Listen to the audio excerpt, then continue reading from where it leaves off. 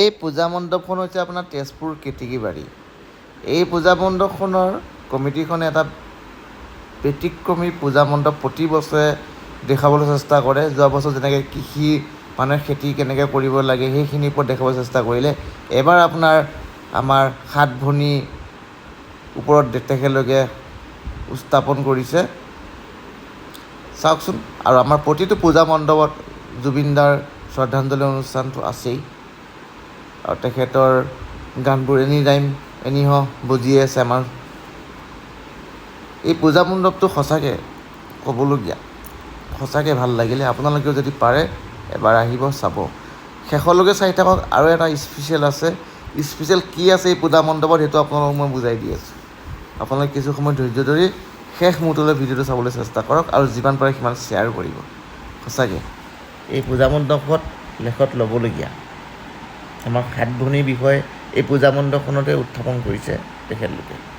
চাওকচোন, ভিডিঅ'টো শেষলৈকে চাই থাকক, নিশ্চয় বুজি পাব।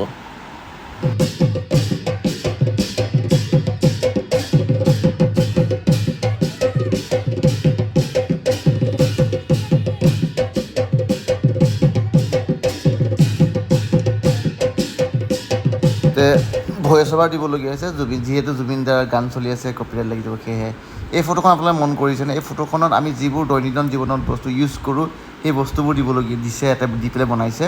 যেনে চাগু, মগু দালি, বুটৰ দালি, আপোনাৰ ৰাজমাহ, তাৰপিছত আপোনাৰ আমাৰ যিটো সৰিয়হ, আকৌ যিটো আমি চাহৰ লগত খাওঁ, পাপৰ, এইবিলাক দি পেলাই এই ফটোখন ইমান ধুনীয়াকৈ তৈয়াৰ কৰে। তেখেতক চেলুট দিবলগীয়া, সঁচাকৈ লেখত ল'বলগীয়া কিন্তু দেই, মানিছোঁ তেখেতক। এই পূজা মণ্ডপত তেখেতলোকে আপোনাৰ বৃদ্ধাশ্ৰমখন এখন দেখাবলৈ চেষ্টা কৰিছে।